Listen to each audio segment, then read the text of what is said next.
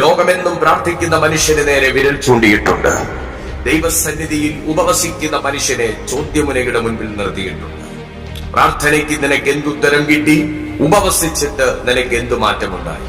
എന്നാൽ വിശുദ്ധ ബൈബിളിൽ യോനായുടെ പ്രവചന പുസ്തകം 3-ാമത്തെ അധ്യായം 5-ാമത്തെ വാക്യത്തിൽ അതിനുള്ള ഉത്തരം ദൈവാത്മാവ് രേഖപ്പെടുത്തിയിരിക്കുന്നു.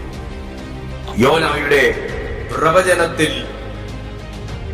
മനം നൊന്ത രാജാവ് ഒരു ഉപവാസം പ്രസിദ്ധം ചെയ്തു. അതേ, നിനവേക്കാർ മുഴുവനും ദൈവസന്നിധിയിൽ ഉപവസിക്കുവാൻ തീരുമാനിച്ചു. ആ പട്ടണത്തിന് വരാമായിരുന്ന നാശത്തെ നീക്കാൻ സാധിച്ചത് ഉപവാസം കൊണ്ടാണ്. ആ പട്ടണത്തിനുണ്ടാകാമായിരുന്ന തകർച്ചയെ നീക്കാൻ കഴിഞ്ഞത് പ്രാർത്ഥന കൊണ്ടാണ്. ഇന്ന് ഈ സന്ദേശം കേൾക്കുന്ന താങ്കളോട് ദൈവാത്മാവ് പറയുന്നു, ഉപവാസത്താലും പ്രാർത്ഥനയാലും മാറിപ്പോകാത്ത ദോഷങ്ങളില്ല, ബാധകളില്ല.